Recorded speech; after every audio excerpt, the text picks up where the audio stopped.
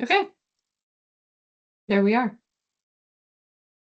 Okay, so we are in week 4, I believe. So we're kind of shifting gears away from nutrition and focusing on physical activity and exercise.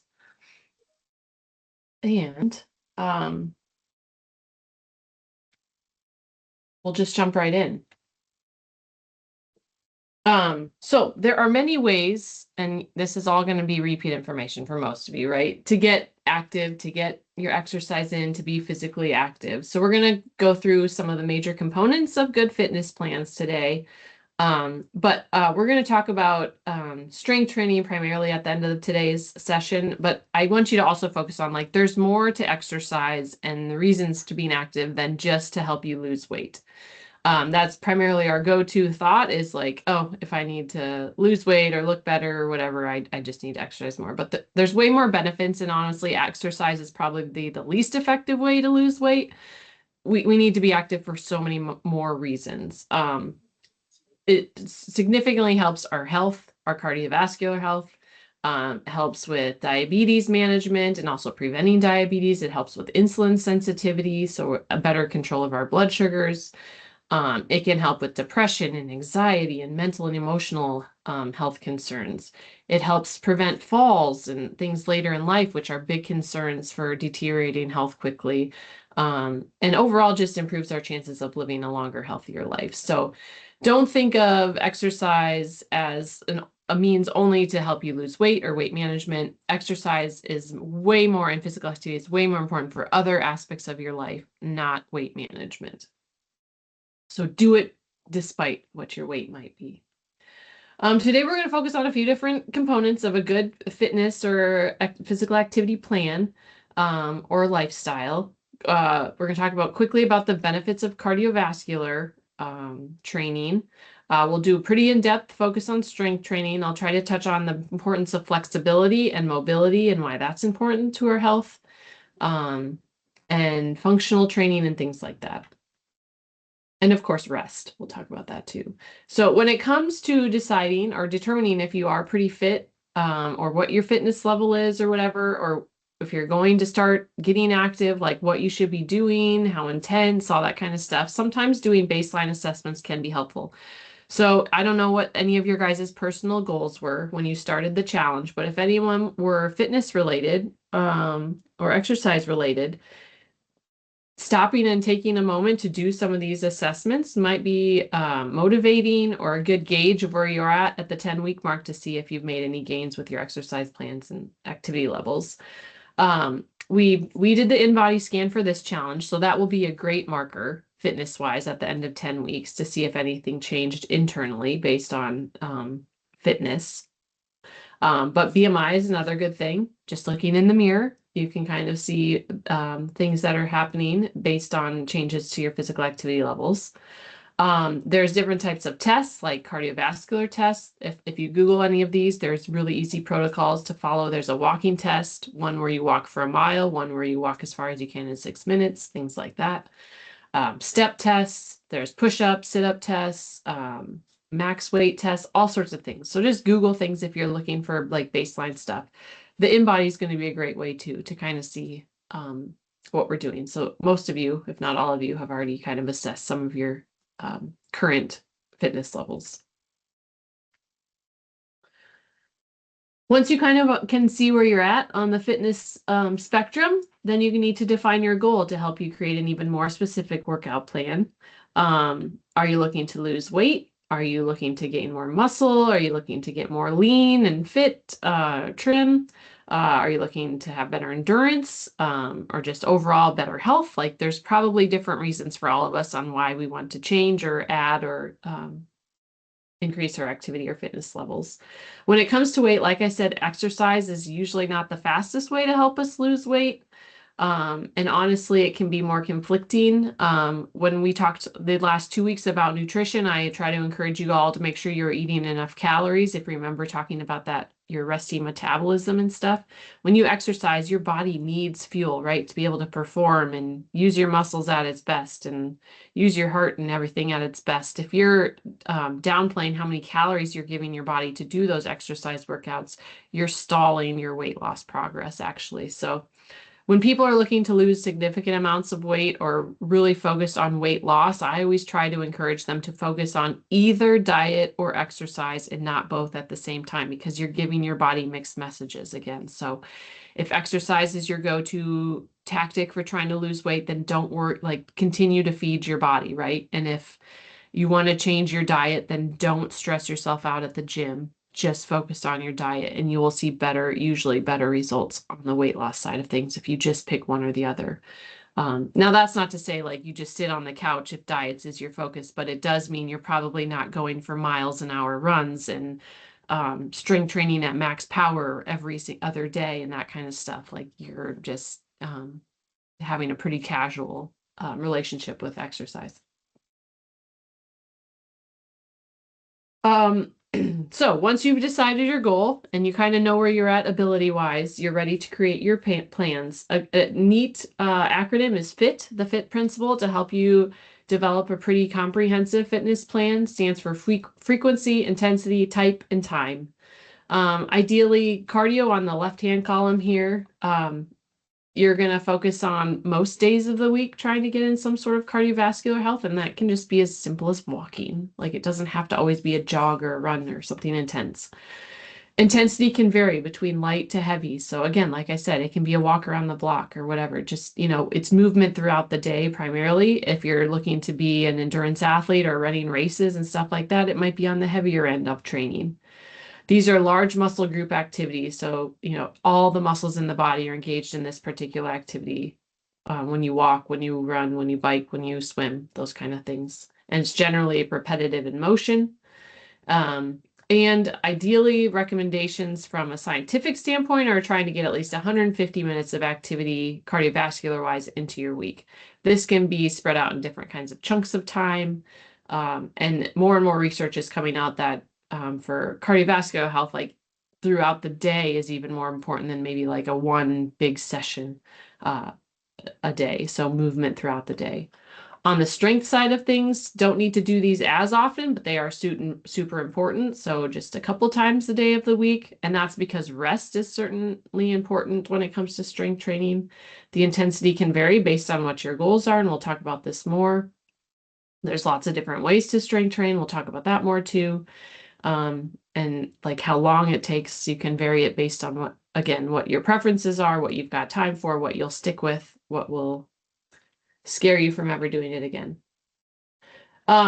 There's also, we're going to have a whole session on this, but I'm just going to briefly touch over this. The type of body type you are can also kind of help you determine what sort of fitness plan you should shoot for and what you'll have the most success with.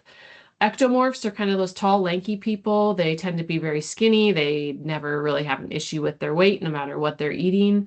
You might think of these as sort of like your cross-country runner look individuals. It is hard for them to gain weight though. So when it comes to trying to like put on muscle and stuff, it's a little bit more difficult for these folks. So when they're designing programs and if weight gain or muscle gain is a goal, they're going to have to put some heavier weights into their program and probably eat more food to help support that muscle gain. Versus an endomorph. This is on the opposite end of the spectrum. These people tend to be a little bit more stockier. People that we maybe classified as big boned back in the day. But their goal generally might be more fat loss because they can easily store fat more so than an ectomorph. So they might need to focus on more calorie burning type of activities and things like high intensity workouts or HIIT workouts. And really probably put more focus on what they're eating than an ectomorph. And then the mesomorph lives happily in between. These people typically can either put on weight easily or take it off pretty easily. They don't, based on what they're doing, they can kind of control what's happening.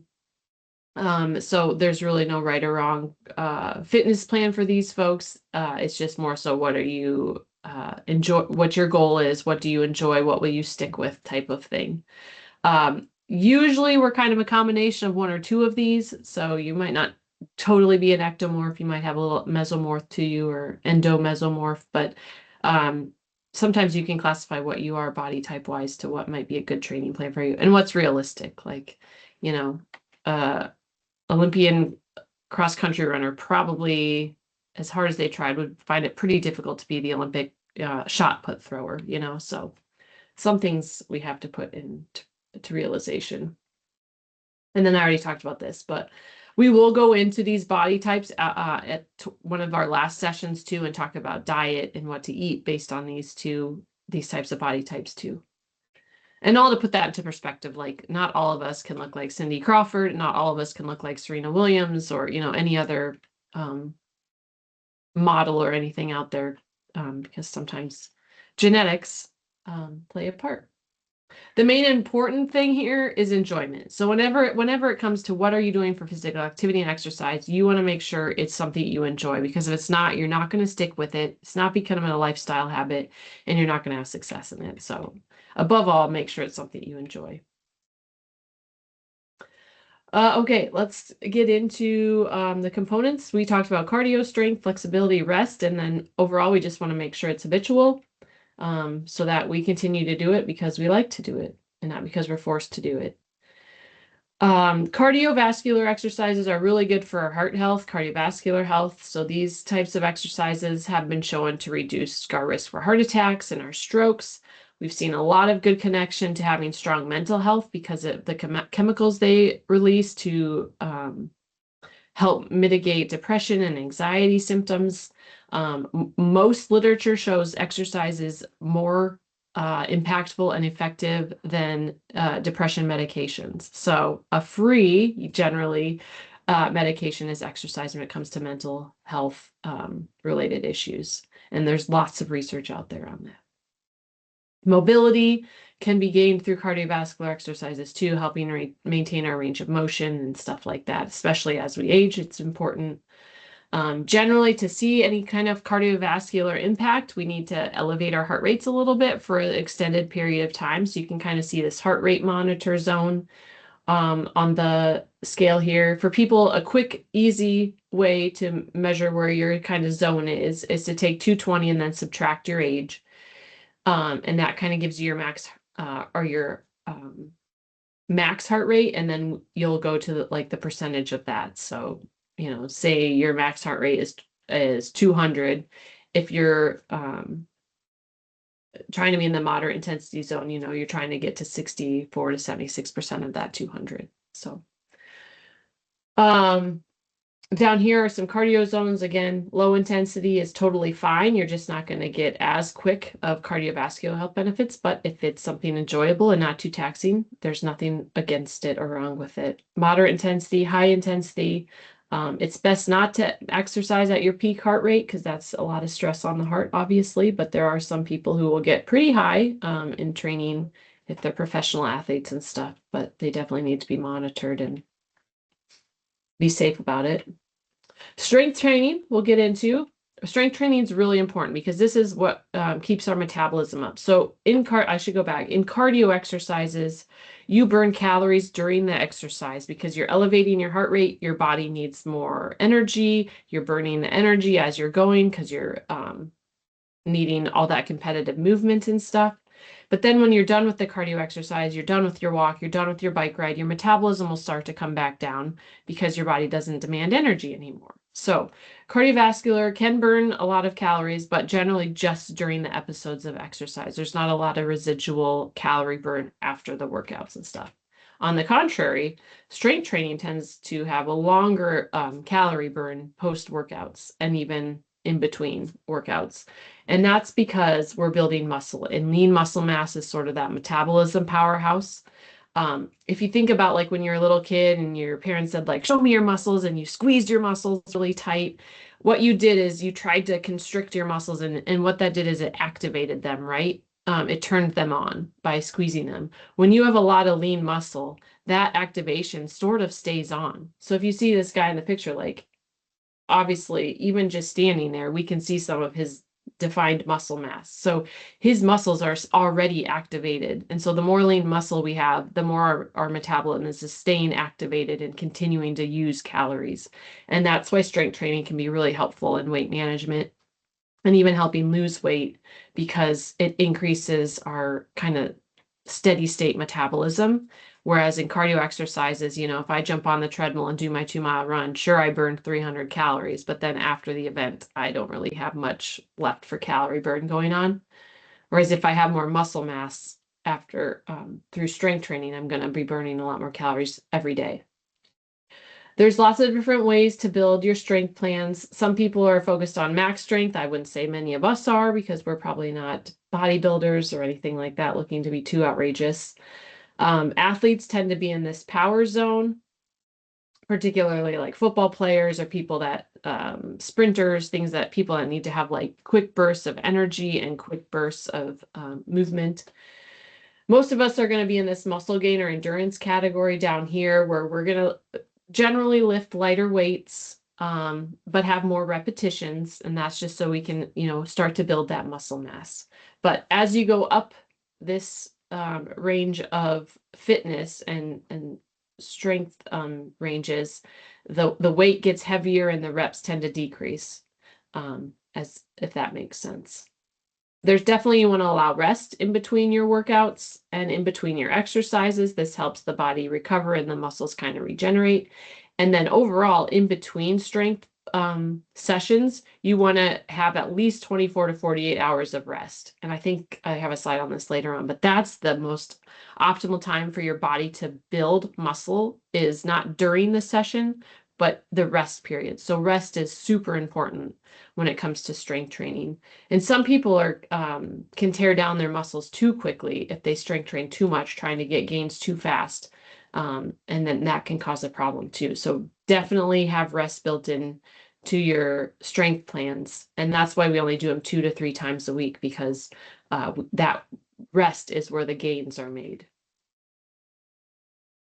Flexibility is super important enough, and it's the very first thing we all ditch in our fitness plans because we don't want to make time for it, but it's got a lot of benefits to it in preventing injury, increasing our range of motion and our flexibility and our mobility. It helps with circulation. There's a lot of people that suffer from water retention, like in their limbs and stuff, where stretching can drastically help that circulation if we would do it more often. Helps with our posture, releasing stress, and above all, it's super helpful for eliminating muscle soreness or drastically reducing it, especially after a workout. When you work out, your body creates lactic acid. That's kind of the byproduct of burning all that energy. And if you don't stretch afterwards, that lactic acid will kind of pool in the areas where you sent it. And that's what causes that soreness the day after or the couple days after. But by stretching after workouts, we can kind of spread that lactic acid out throughout the body so we don't feel so much soreness on the next days. So stretching is super important after, and of course before, just to make sure we limit our injuries. We got to get that blood flow into all the different parts of the body, and stretching can help do that. When it comes to stretching before a workout, you want to use what we call dynamic stretching. These are active stretches where you're like moving through the movement. So if you're going to go for a run, active stretching might be just walking for a little bit before you start the run. The cool down is when you do more of those static stretches, the stationary stretches where you're like holding a pose, and trying to elongate that muscle. Rest is super important whenever you're talking about exercise or physical activity, because that's the period of time, like I said, where you get all your gains. The muscle growth happens. It prevents you from the extra stress that exercise can cause to the body. There's lots of overuse injuries that can happen when you're putting too much demand on the body. Can help with reduced muscle soreness, like we just talked about. It certainly helps improve sleep. We already talked about overtraining, and then of course, rest is good for our mental health too. And the most important thing is, if you don't like to do a workout, then don't do it. Pick something else. Find something you like. It doesn't have to be that you're in a gym lifting heavy weights Mondays, Wednesdays, and Fridays. Like, if that's not your thing, don't do it. The most important thing is find something you like. Again, the focus is not that your activity and exercise plan is just like a checkbox that you can check off. It needs to be a lifestyle commitment. And so if it's not something you enjoy, it's not probably going to end up being something you carry through. So pick something you enjoy, pick something you like. And if it's not strength training or if it's not cardio or whatever, then don't do it. If you're not a jogger, then don't feel like you have to add jogging in your exercise plan. So, your guys's challenge this week was, oops, wrong one. I'm trying to get there. Here it is. Was to do 2 strength training plans as a team, or sorry, as an individual. I sent out in the email on Wednesday or on Monday a couple different examples, but if you Google, there's lots of different plans out there and ideas and videos and tips and tricks and advice and all that kind of stuff. So I hope none of you have too much difficulty. There's no time requirements to these strength training sessions, no really no any requirements, time, frequency, level of strength or muscle or weight you're lifting or anything like that. Like you make whatever you classify as a strength plan, what you want it to be. One thing, oops, sorry. Oh, here's a couple that I did share. Let me keep going then. Oops, I skipped a whole bunch. This is a quick and dirty way to develop a strength plan quickly for those of you. When someone comes into my office, they're like, I need a strength plan. I'll just say, well, let's start with this. A couple big things with strength training, you want to focus on all of the body, not just your legs or not just your upper body, because that sets you up for injury and your muscles start to overcompensate if everything's not strong. So pick a couple upper body exercises, a couple lower body, and a couple core and back exercises, and you'll have a really solid fitness plan. What are our upper body muscles? Our chest, our arms, biceps and triceps, our upper back and our shoulder muscles are the major ones. In our lower body, we've got our hips and buttocks, our quads and our hamstrings, our calves and our shin muscles, the soleus and stuff. So I think on that sheet, it talks about the one I sent out, different ideas for each of these sections of your back. And of course, in your core, you've got your abdominals, and then the back, we have lower back muscles. When you're strength training, it's important, like I said, to have a muscle balance. So that means every muscle in the body typically has like an antagonist or a partner. So if I'm working my biceps, I also want to make sure I'm working my triceps. Or if I'm working my core, I want to make sure I also have exercises that focus on my low back. If I'm working the front of my thighs, my quads, I also want to incorporate exercises that work the hamstrings on the back of my thigh. And that's because we want balance in the body, right? There's lots of studies that show if one muscle is stronger than the other, it can overcompensate and that can lead to injury. A lot of people tear their ACLs because their quads and hamstrings are out of alignment, or one's stronger than the other and then the other one can't keep up or overcompensates. Same with back problems and hip problems and shoulder problems when things start to be unbalanced. Don't hold your breath. This is also very common. We have a reflex in our body that makes us want to hold our breath when we lift something heavy. If you think about, imagine yourself trying to lift a heavy desk or a box, we generally like take a deep breath and like hold our breath. That's just a natural reflex. So we want to try to think through that and breathe through our lifts when we're strength training. So the appropriate mechanism is to exhale when you lift the weight to give you that extra energy, and then inhale as you release it. It is helpful to work your larger muscle groups and then finish with the smaller muscle groups, but it's not requirement. It just, if you start working, say your biceps, you'll tire it before you get to something like your chest press. And so then you won't be able to lift as much for your chest, even though those are bigger muscles because you tired out the smaller muscles first. But it's not a requirement. It just helps you do better. If you're short on time, you can alternate upper and lower body workouts. So say you don't have time for that rest period in between all your exercise sets, you could do like a lower body exercise and then hop right back up to an upper body exercise and then go back to lower body, and you never have to rest. You'll probably also elevate your heart rate, so you'll get a little bit of a cardiovascular benefit too. So it's perfectly fine. Again, rest is super important. If you're someone who's like addicted to the gym and you want to strength train every day, then I highly suggest that you make sure you at least are not working the same muscle groups day in and day out. You've got to give them a day of rest, or you'll start to deteriorate them and just slow down your gains. Give yourself permission to have rest. So here's one of the examples I think I sent out. We've got some upper body and lower body ones alternating here throughout the exercise. So there's not a lot of need for rest. So they could get this workout done in probably under 15, 20 minutes if they wanted to. And they've got everything from upper body to lower body to core and back exercises built in. I think there's some people that had sent me some of their favorite strength plans online and videos and stuff like that. So here are a few to share, but I'm willing for you guys to put things in the chat of who you love, and I'll add to the list and send it out to everyone. But for beginner workouts, Betty actually from the health department sent me You First London. He's on TikTok, but he's also on YouTube and everything. But he has even some quick, like 10-minute strength workouts that you can do in your office. But very much beginner friendly too. Joe Wicks is another good trainer. I was a big fan of Denise Austin as a kid because my mom was infatuated with her, but she still does great workouts that are great for all fitness levels, but for sure she's got some great beginner YouTube ones out there. Fitness Blender is another common and popular website and YouTube channel that has all sorts of different types of fitness programs for all levels. More intermediate, Pop Sugar Fitness is another popular one. Juice and Toya, there are a couple pretty fun workouts. Mad Fit. Advanced, I have started this gal, Caroline. I really like her, but she doesn't talk at all. I think that's why I love her. Because sometimes I can get annoyed or I want to do something else, watch something else while I'm doing the workout.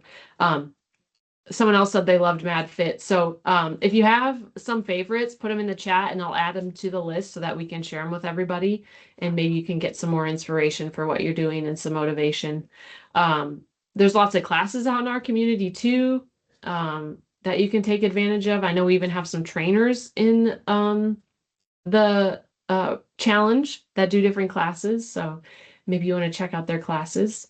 But all to say strength training is super important because that's what's building our lean muscle and that's what's going to help improve that in-body score and your overall health, just getting that metabolism working again. But all areas of fitness are great to have in your repertoire every day in and out. So I think that might have been the last. Yeah, that was the last one. So I gave you 2 extra minutes. Anyone have any questions quick? I can't remember what next week is. Let me see. Oh, cardiovascular health and metabolic health. So still on that fitness trend as far as the challenge goes, but we're going to dive into how our health, our nutrition, and our eating habits and our lack thereof or exercise impacts our cardiovascular health, metabolic health, things like our insulin and things like that. So we'll get more into the health side of things rather than the fitness side of things next week with our Lunch and Learn. So I think it'll be pretty interesting as well. So thank you guys. And I'll continue monitoring the chat here and put stuff on the page to share with everyone for other ideas to find some fitness inspiration. Have a good day.